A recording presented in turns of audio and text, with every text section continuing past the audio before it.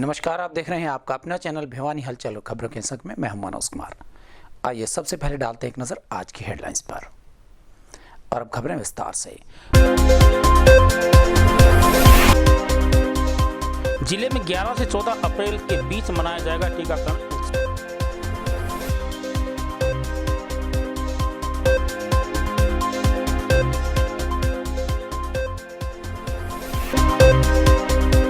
Corona लहर को देखते हुए फिर से बनाए गए शहर में कोविड-19 सेंटर।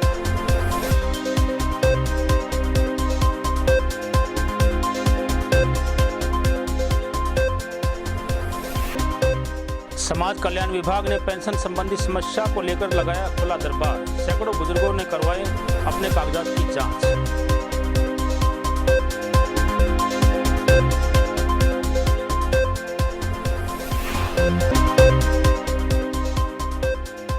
हरियाणा राज्य कंप्यूटर प्रोफेशनल संघ ने विभिन्न मांगों को लेकर किया सरकार के खिलाफ प्रदर्शन।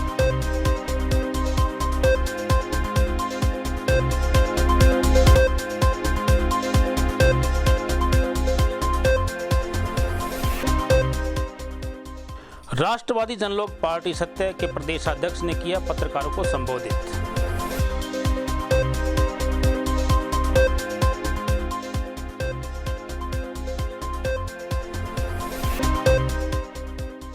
भिवानी में हुआ राष्ट्रीय लोक अदालत का आयोजन। मौके पर किया परिवादों का निपटारा।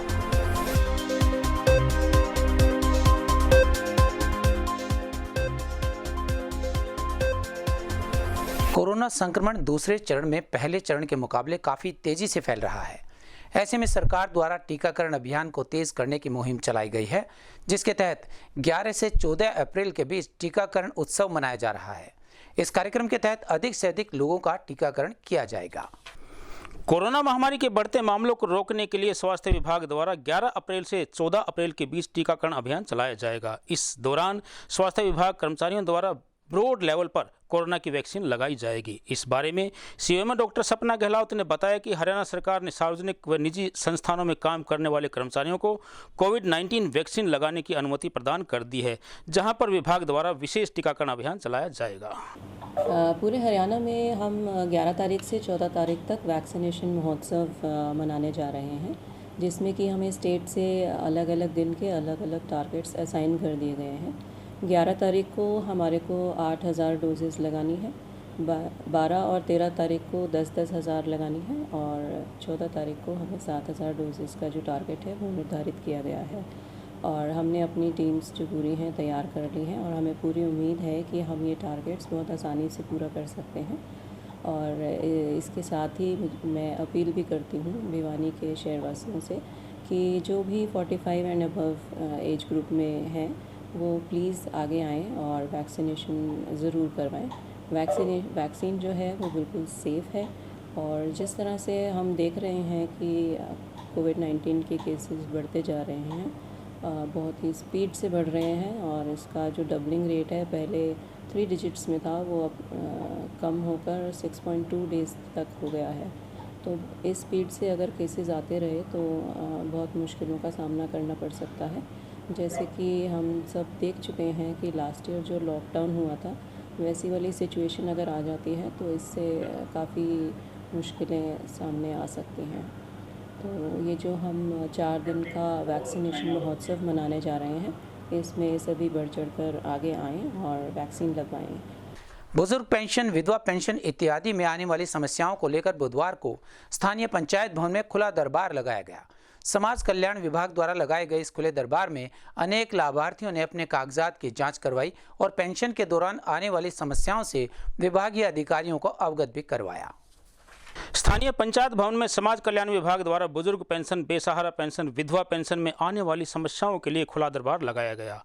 दरबार में लाभार्थियों के कागजात, उनका मेडिकल, उनका आयु प्रमाण पत्र आदि कागजातों की वेरिफिकेशन मौके पर की गई।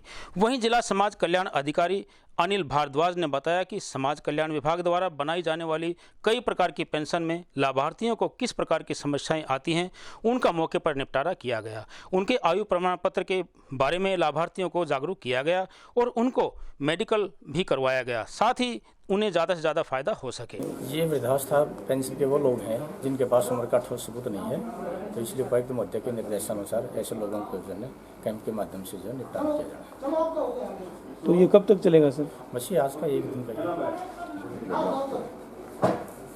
तो ये क्यों लगाया, इसकी क्या जरूरत पड़ी सर? कि ये कोविड की वजह से पीछे की कुछ एप्लीकेशन पेंडिंग रह गई थी, जिनका निपटारा करने के लिए जो है उपायुक्त महोदय ने आवश्यक समझा।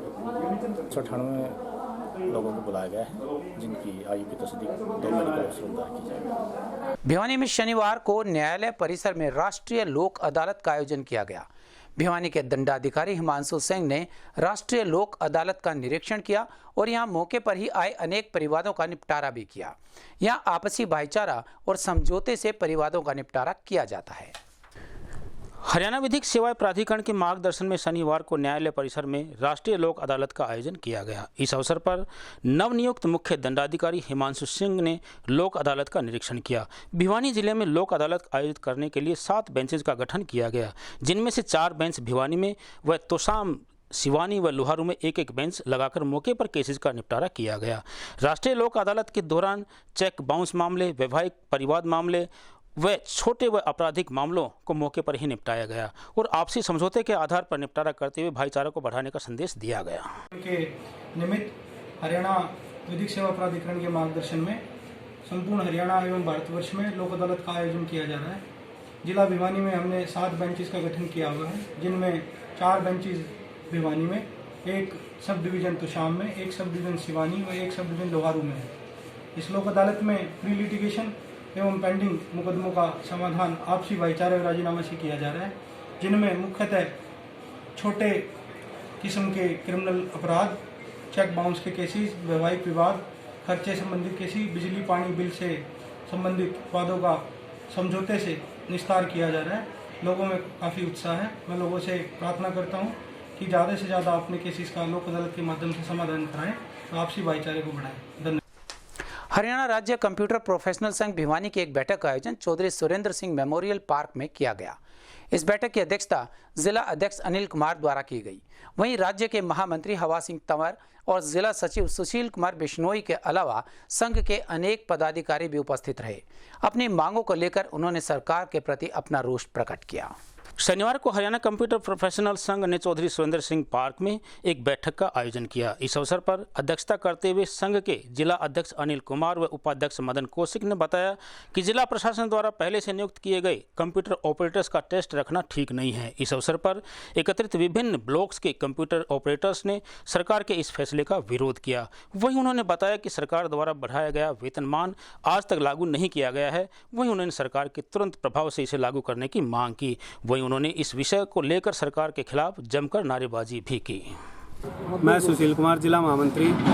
आज ये हमारी कंप्यूटर प्रोफेशनल संघ भिवानी जिले की मीटिंग है, जिसमें हम जो डीसी साहब के द्वारा एक सिमरन नाम की प्लेसमेंट कंपनी लाई गई है, जिसका हम विरोध कर रहे हैं और जिसमें ये टेस्ट का हवाला देकर साथियों को बाहर का रास्ता दिखाना चाहती है, जिसकी वजह से आज हमारी कंप्यूटर प्रोफेशनल संघ की मीटिंग की गई है, जिसका विरोध कर रहे हैं। सभी साथी मिलकर हम इस टेस्ट का विरोध करते हैं। कि जो मीटिंग है कंप्यूटर ऑपरेटरों की, ये बीएमएस का संगठन है।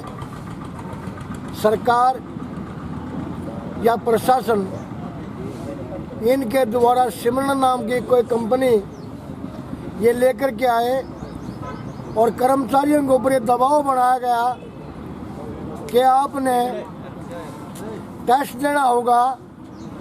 मैं पूछना चाहता हूं सरकार से, प्रशासन से, इन कर्मचारियों ने 20-20 साल हो गए काम करते हुए, अब ये 20 साल के बाद में टेस्ट देंगे? कौन से कानून में लिखा हुआ है? दूसरी बात, प्रशासन इन लोगों का टेस्ट की जो बात कह रहा है वो लिखित में नहीं दे रहे हैं। बगैर लिखित के मौखिक आदेश के ऊपर ये कर्मचारी टेस्ट क्यों देंगे भाई? मेरी सरकार से मांग है कि टेस्ट ना लिया जाए और टेस्ट लेना भी हो तो लिखित में सरकार दे, ताकि हम लिखित आदेश को पढ़ने के बाद ठीक है तो हम मानते हैं, नहीं ठीक है तो हम हाई कोर्ट में जाएं। एनडीए सरकार राजपूत समाज के साथ योजनाबद्ध तरीके से भेदभावपूर्ण रवैया अपना रही है। यह कहना था राष्ट्रवादी जन लोक पार्टी के प्रदेश अध्यक्ष राकेश सिंह तंवर का।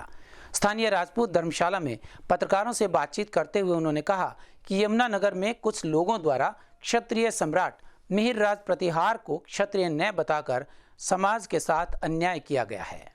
स्थानीय राजपूत धर्मशाला में राष्ट्रवादी जनलोक पार्टी सत्ता के प्रदेशाध्यक्ष राकेश सिंह तंवर ने पत्रकारों को संबोधित करते हुए कहा कि एनडीए सरकार प्रदेश व केंद्र में राजपूत समाज के साथ भेदभावपूर्ण रवैया अपना रही है।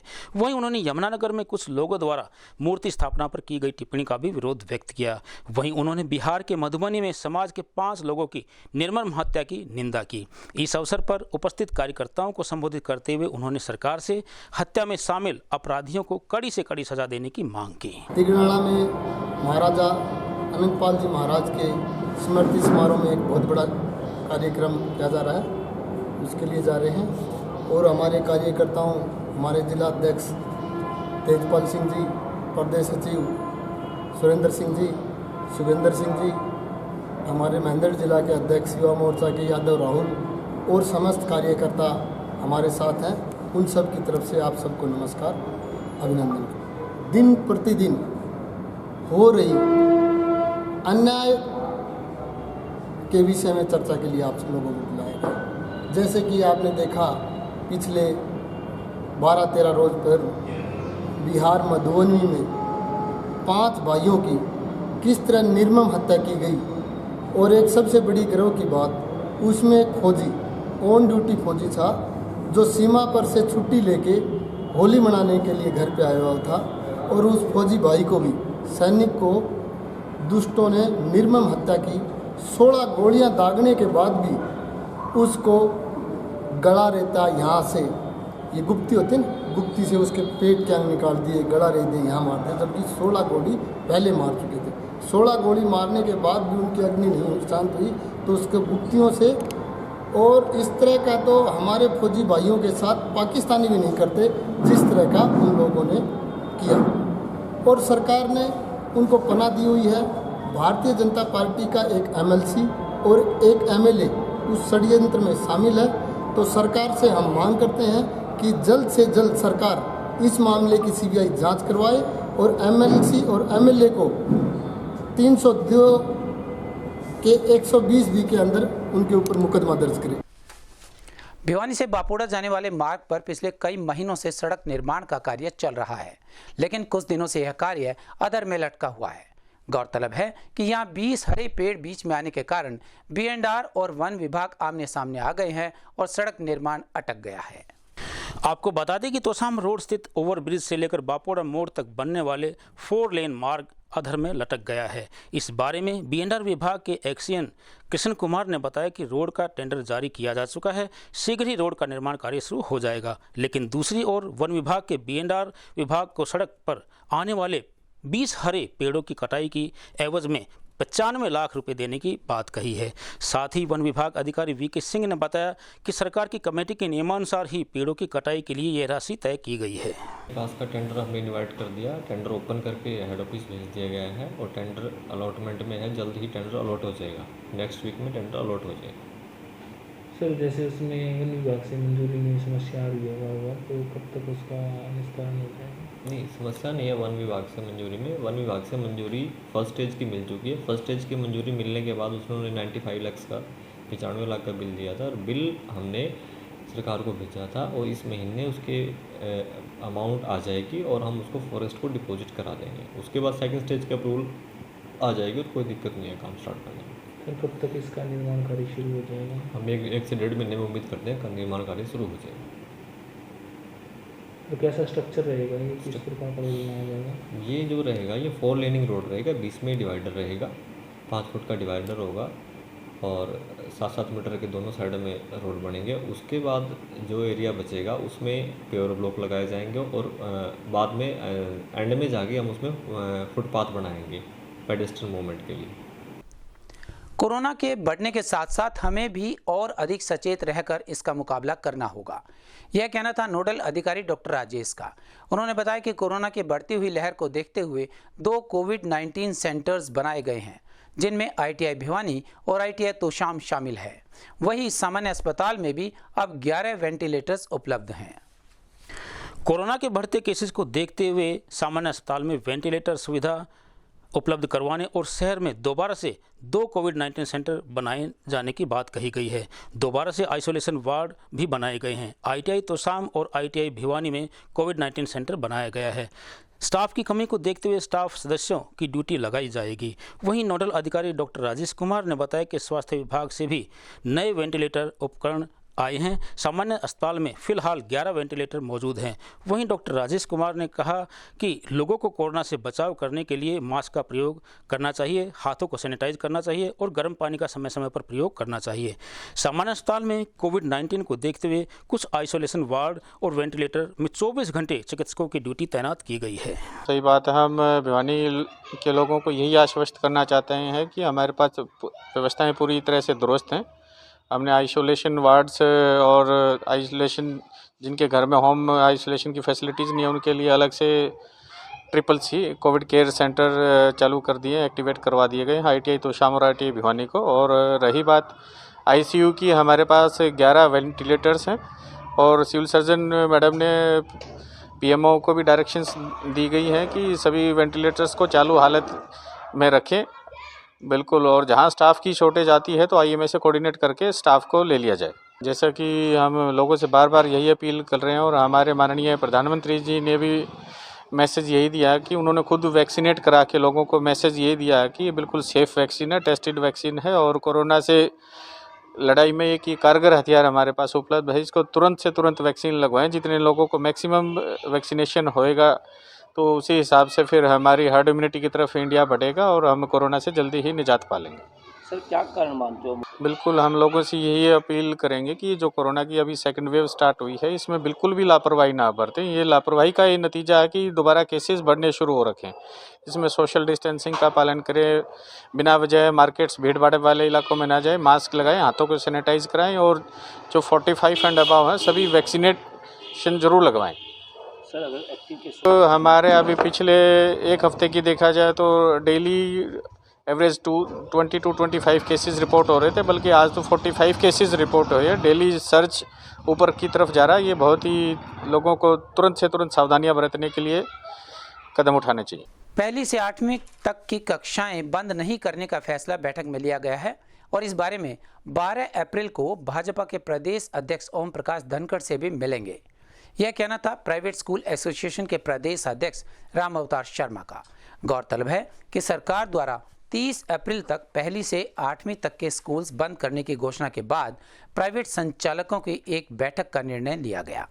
महम रोड स्थित विद्या अंतरिक्ष स्कूल में जिले के निजी स्कूलों के अनेक पदाधिकारी एकत्रित हुए। इस अवसर पर प्राइवेट स्कूल वेलफेयर एसोसिएशन के प्रदेशाध्यक्ष रामअवतार शर्मा ने बैठक की अध्यक्षता करते हुए प्रदेश सरकार द्वारा बंद करवाई गई पहली से 8वीं तक की कक्षाओं के फैसले पर अपनी आपत्ति दर्ज की। उन्होंने कहा कि प्रदेश के सभी स्कूल संचालक शीघ्र ही भाजपा प्रदेश अध्यक्ष ओम प्रकाश धनखड़ से मुलाकात कर अपनी समस्या रखेंगे। वहीं उन्होंने कहा कि यदि सरकार इन कक्षाओं को बंद करने का फैसला वापस नहीं लेती है तो वे आगामी 19 अप्रैल को शिक्षा बोर्ड का घेराव करेंगे। इमीडिएट जो एक बैठक रखी है उसमें सभी यहाँ पधारे हैं और प्राइवेट स्कूलों के लिए जैसे कल CM साहब ने एक आदेश दिया कि हरियाणा के पहली से 8वीं तक के स्कूलों को 30 अप्रैल तक बंद कर रहे हैं। सबसे पहले तो प्राइवेट स्कूल एसोसिएशन हरियाणा इस बयान की निंदा करती है, क्योंकि प्राइवेट स्कूलों का कोई भी फैसला प्राइवेट स्कूलों के प्रतिनिधियों को बुलाकर उनसे बातचीत करके थोपना नहीं चाहिए। राजा हैं, उन्होंने फैसला थोप दिया, पर हरियाणा के बच्चों को क्वालिटी एजुकेशन देने का काम हरियाणा के प्राइवेट स्कूल करते हैं। कहीं भी सरकार ने, कहीं भी अधिकारियों ने ये जरूरी नहीं समझा कि हम इनके प्रतिनिधियों को बुलाकर इनसे बातचीत करके इस बात का समाधान। मैं मानता हूँ कि कोरोना है, एक महामारी है, उस महामारी में सरकार के आदेशों की पूरी तरह से पालना प्राइवेट स्कूलों ने करी। मुख्यमंत्री जी ने आग्रह किया प्राइवेट स्कूलों से कि आप कोरोना में सहयोग करो, हमने सहयोग किया, तन मन धन से हमारे प्राइवेट स्कूलों ने सरकार का सहयोग किया। आदरणीय मुख्यमंत्री जी पता नहीं किस अधिकारी की बात सुनते हैं, कौन अधिकारी उनको गलत गाइड करता है कि एकदम से कल गुड़गांव में किसी कार्यक्रम में गए और वहां मुख्यमंत्री जी ने घोषणा कर दी कि 30 तारीख तक स्कूल बंद। किस बात के लिए स्कूल बंद? 20 तारीख से हरियाणा विद्यालय शिक्षा बोर्ड के एग्जाम शुरू हैं। उन्हीं स्कूलों में, जिन स्कूलों को सरकार ने बंद किया है, उन्हीं स्कूलों में एग्जाम सेंटर बनाए गए हैं। क्या 10वीं और 12वीं में कोरोना बच्चों को नहीं होता? बच्चा तो बच्चा है, चाहे वो 10वीं क्लास का है, चाहे 8वीं का है, चाहे पहली क्लास का है, तो वो एग्जाम भी स्थगित किए जाएं। तो सरकार का ये जो अधिकारियों की गलत पॉलिसी है, इनकी हम निंदा करते हैं। और आज हमने पूरी एकजुटता से हमारे प्राइवेट स्कूलों के हर जिले में आज मीटिंग चल रही है। हमने 2-3 बहुत बड़े फैसले लिए हैं कि सबसे बड़ा फैसला ये है कि हम सरकार इस निर्णय को वापिस ले, नहीं तो हम स्कूल बंद नहीं करेंगे। हरियाणा का कोई प्राइवेट स्कूल बंद नहीं होगा, क्योंकि सोशल डिस्टेंसिंग का अगर अब पूरी तरह से कोई पालन ना कर। और अब जाने से पहले एक नजर आज की हेडलाइंस पर। जिले में 11 से 14 अप्रैल के बीच मनाया जाएगा टीकाकरण।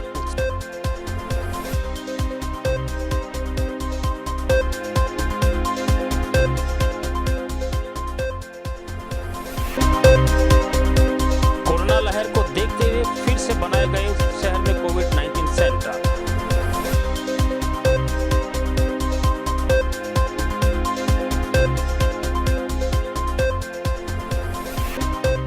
समाज कल्याण विभाग ने पेंशन संबंधी समस्या को लेकर लगाया खुला दरबार। सैकड़ों बुजुर्गों ने करवाए अपने कागजात की जांच।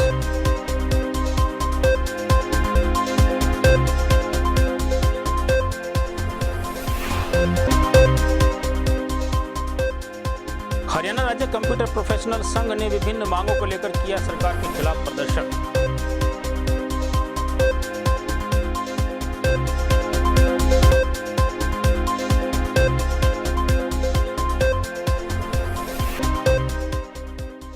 राष्ट्रवादी जनलोक पार्टी सत्य के प्रदेशाध्यक्ष ने किया पत्रकारों को संबोधित।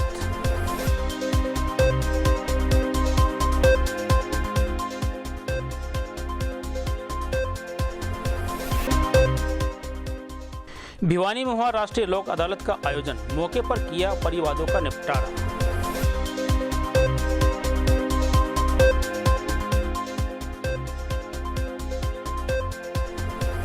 हमारे संग में बस इतना ही। अगले के लिए देखते रहिएगा आपका अपना चैनल भिवानी हलचल।